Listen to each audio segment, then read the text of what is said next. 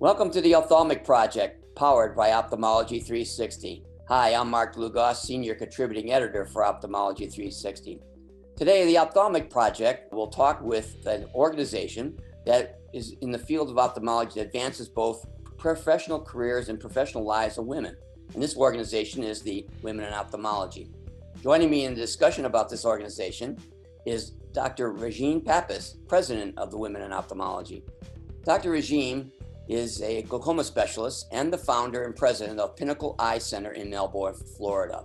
Dr. Pappas, welcome to the Ophthalmic Project. So let's just get started real quick. And let's first talk about a couple of questions about the Women in Ophthalmology as an organization. Can you give me some history, mission?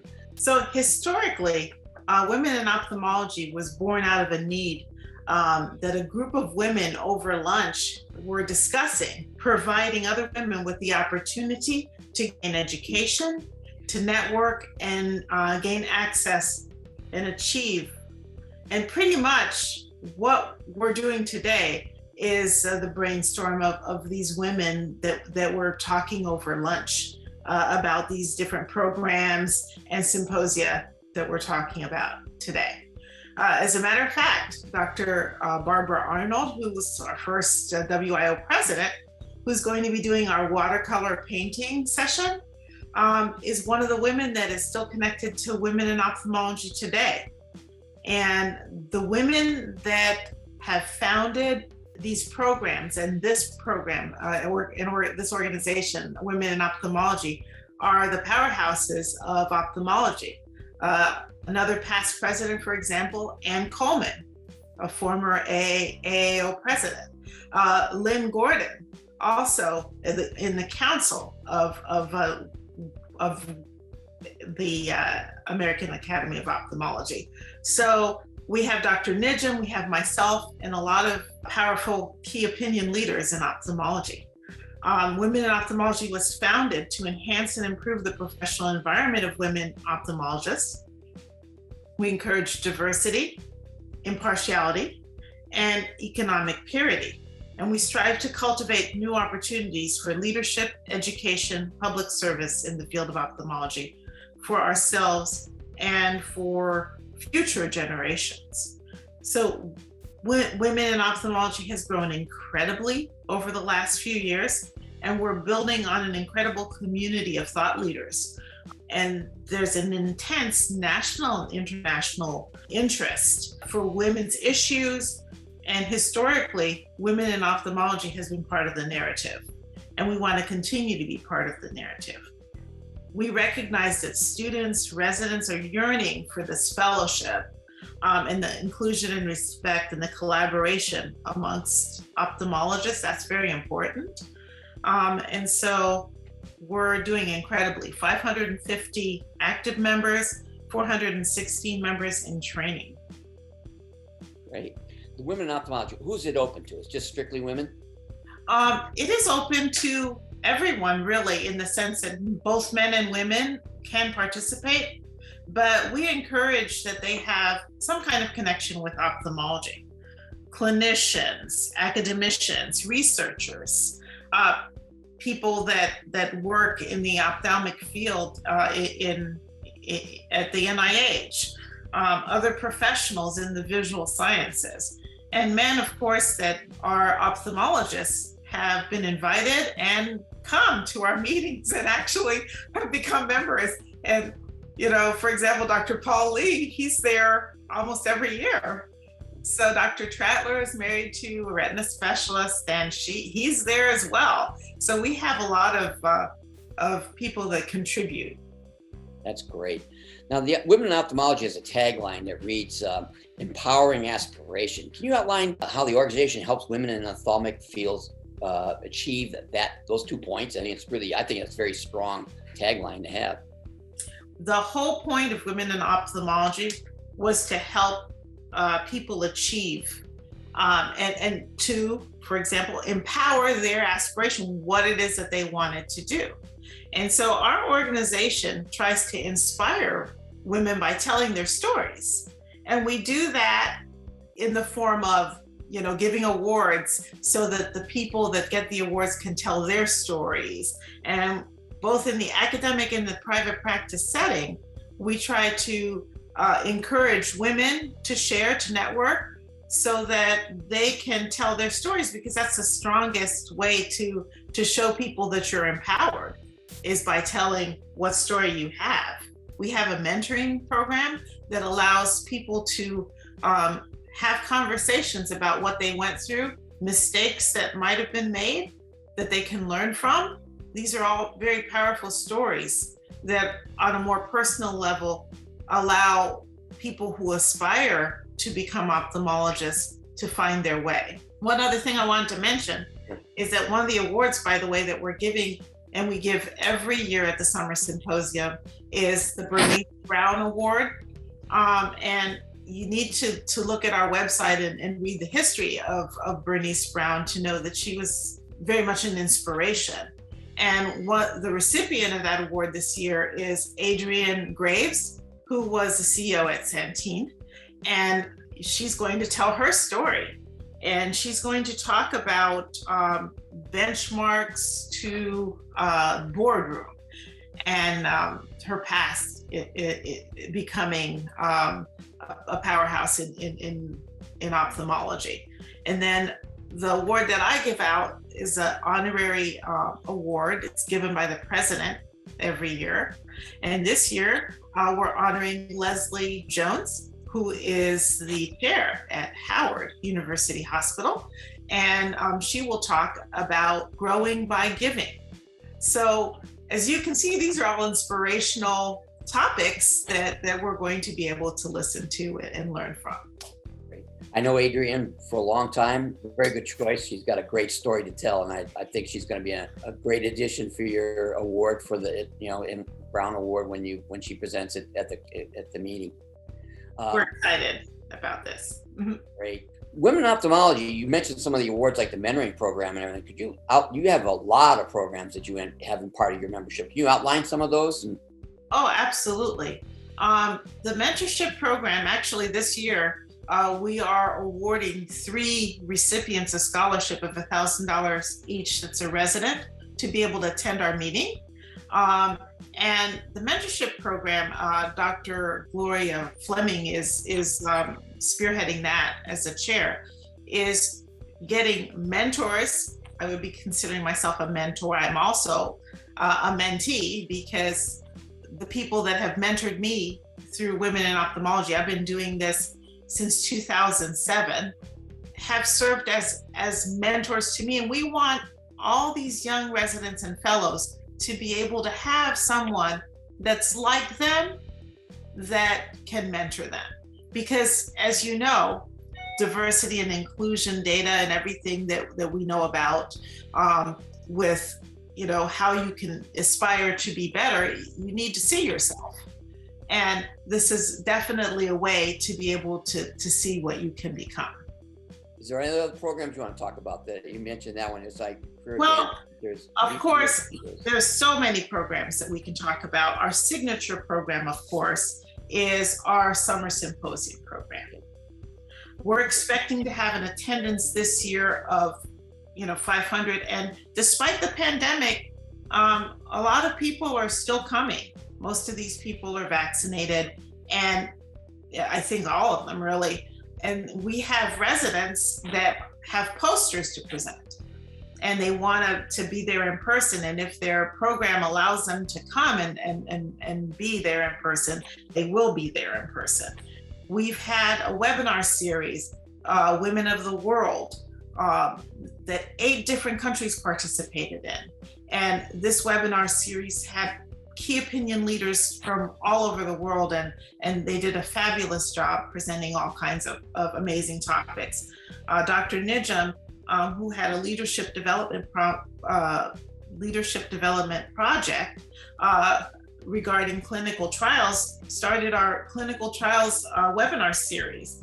And they've been instructing women how to get involved in conducting research and organizing clinical research. We have a symposium that we're going to be having that I will be spearheading along with the Truson Marmar Museum. And we will be talking about the history of women in ophthalmology. And every year we do Hawaiian Eye with Owl. For years, I have done a program where I was essentially having a lunch meeting at the AGS. We have a lot of AO leadership development programs. We have advocacy programs that we send people to AUPO mid-year forum every year. So there's a lot of opportunity in women in ophthalmology to be part of our committees, to be involved in leadership, to become part of the board. And we used to even have organized public service activities that we used to conduct as well. Now, you as a member of Women of Ophthalmology, you've taken a strong leadership role in the organization. What drove you to be more involved than just being a member?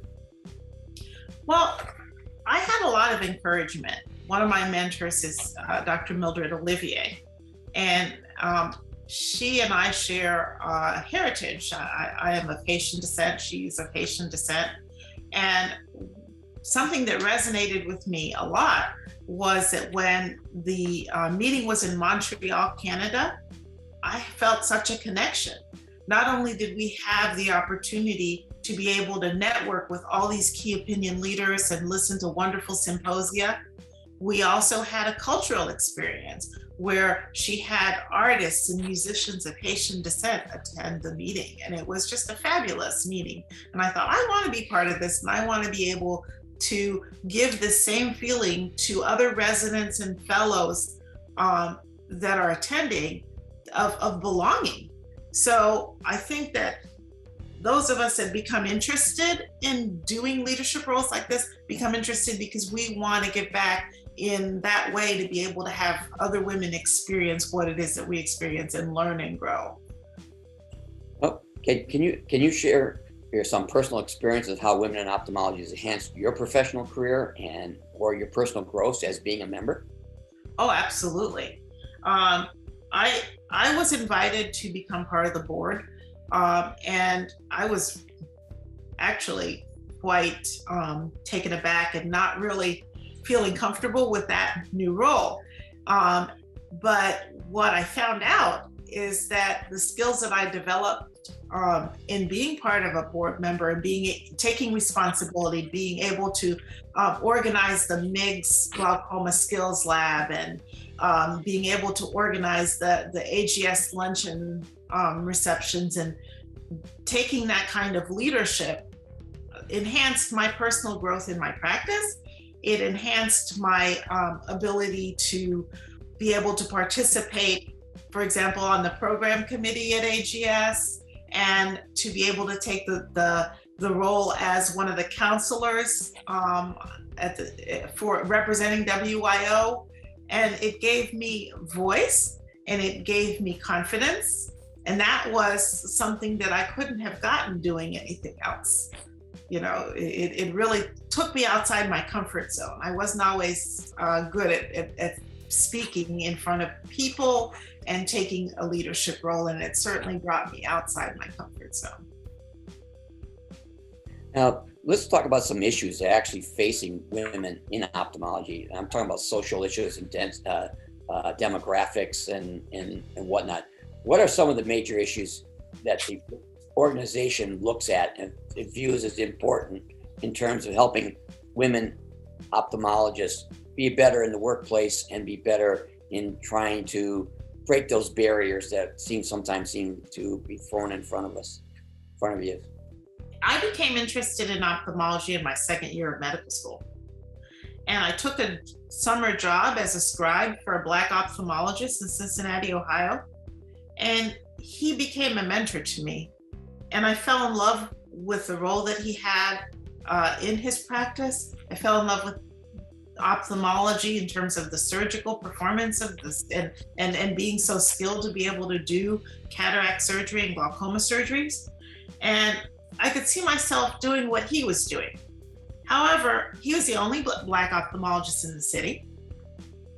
And I went to my advisor, and despite the fact that I had a very high ranking in my medical school, he told me, oh no, you can't do ophthalmology.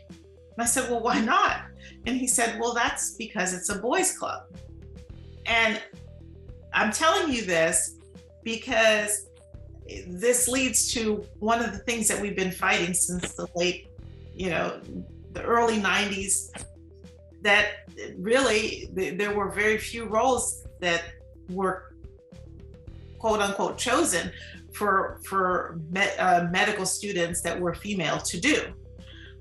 Obviously, I didn't take no for an answer. At that time, it was 2% of women that were ophthalmologists, and now we're 25% in the workforce.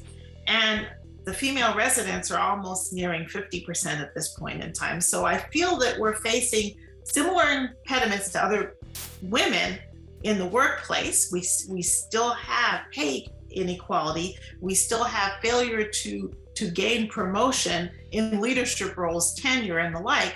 And so we need to continue to be able to network and to be able to voice, for others to hear our voice regarding these issues and continue to make change.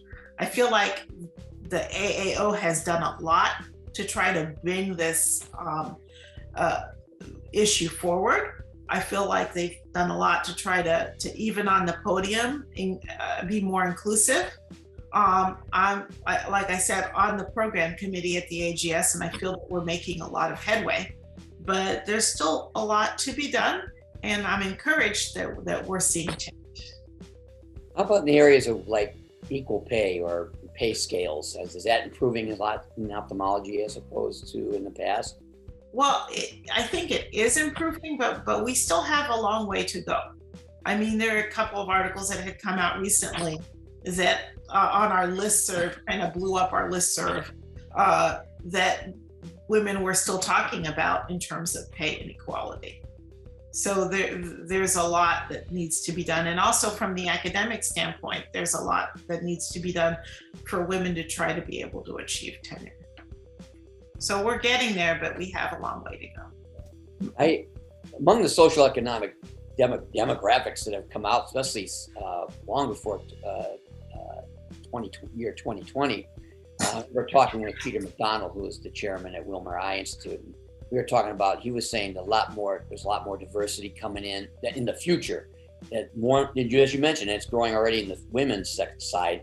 More and more women will be involved in ophthalmology. More and more diversity among the different cultures and individuals will now be moving towards those, as you mentioned, right. White voice. Well, the AAO has had the mom program, that mom mentorship program, for a long time, and we're fully aligned and have been supporting that for a very long time. Women in Ophthalmology has been giving for a very long time to that program. We've had our own mentorship program. As I mentioned before, we have our scholarship for 3 young ladies to be able to receive a reward.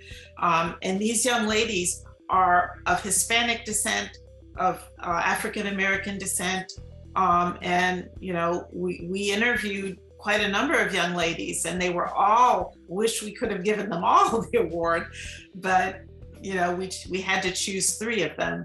And I feel like we are making headway in that realm as well, but we need to continue to move forward and try to improve diversity. Do you see the diversity, racism, gender bias playing into ophthalmology on the same scale as the rest of society? Or is ophthalmology a little bit better or worse than most, let's just say other medical specialties? Well, I think we're doing a little better. If you look at orthopedics, for example, or some of the extremely male-dominated fields, you don't see such a rapid growth. I think ophthalmology is doing fairly well. We're almost in line with dermatology, I think. So we're doing quite well, but we can do better. The diversity question, again, I'm not trying to pound this in, but I've been amazed by it, because it's like, is the ophthalmic field going to have to make adjustments for women? Like, more women, they're having children. They want a broken schedule sometime because of their growing family. Do you see that becoming a part of what happens in ophthalmology?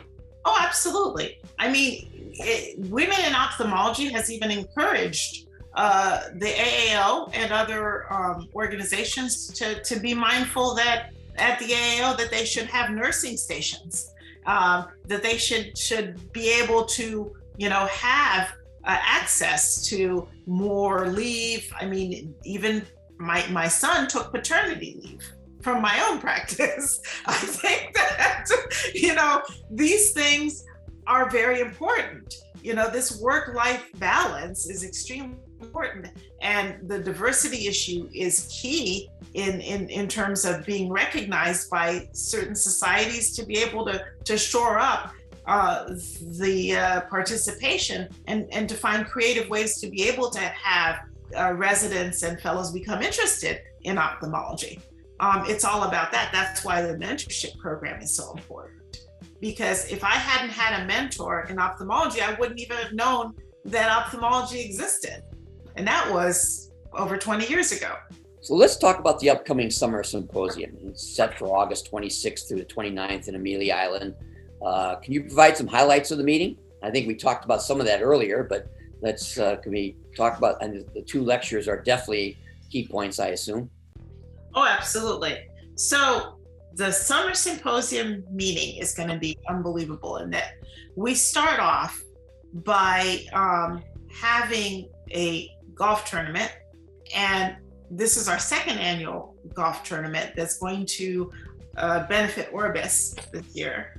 And it starts off on Thursday afternoon. And then we have a mix and mingle. We have 18 table topics. And my table topic is going to be foodies and winos. I love cooking, and I also enjoy wine. So these kind of topics just allow us to mix and mingle. We have a champagne social that we're having.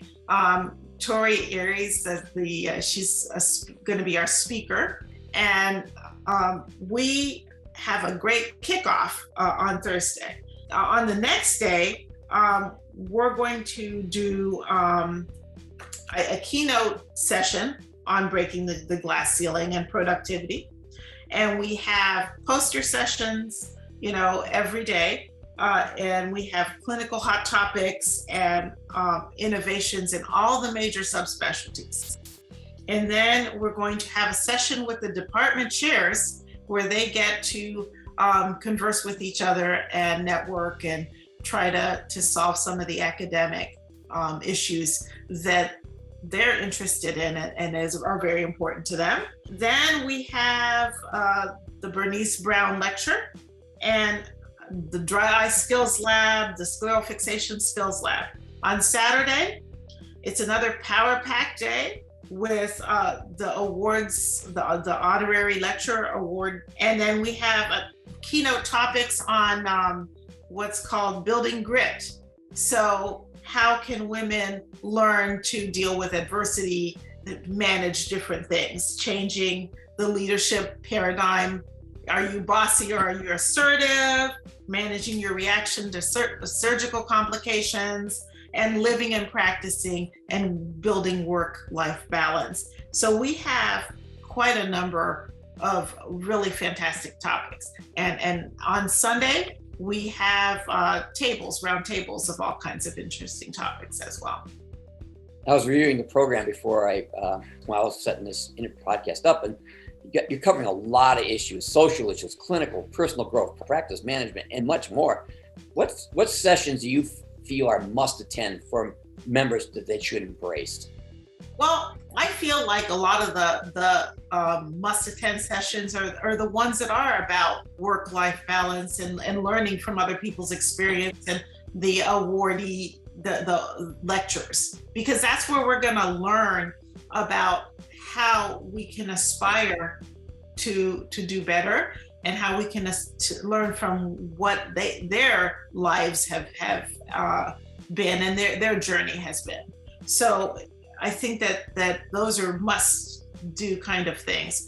I mean, the others depends on your subspecialty and your subspecialty interest. So I think that if you're a glaucoma specialist, you may want to attend that. Other people might want to learn about cosmetics. So they might want to attend that as well, just to be in the know. But really, it's up to the person to decide what it is, if they want to go outside their comfort zone or if they want to stay within their subspecialty. So it's really, quite diverse, and we're proud of that we have such a diverse and varied venue.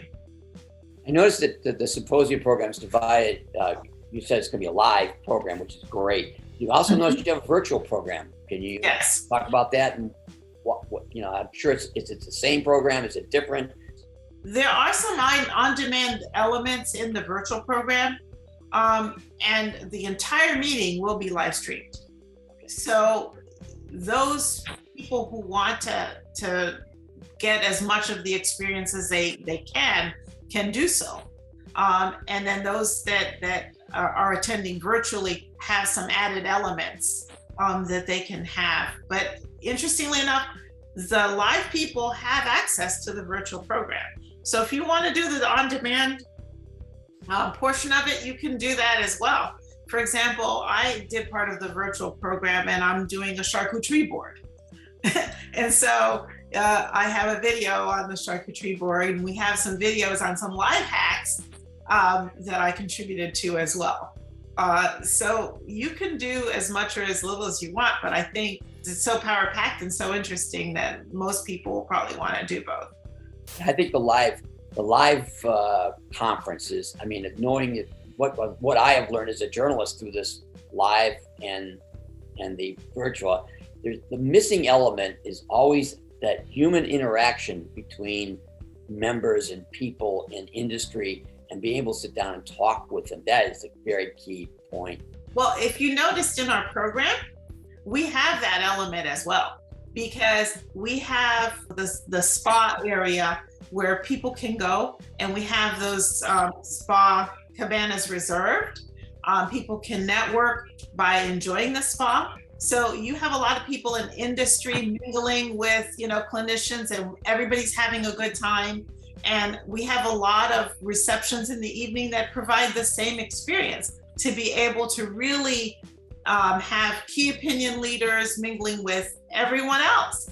And that's the beauty of having this type of a meeting. It's a much more personalized experience, and it's a lot of fun. Our gala, we're kicking it up for a good long time on Saturday night, and we invite those people that are attending, friends and family as well. So it's quite a lot of fun, as well as an academic experience for us.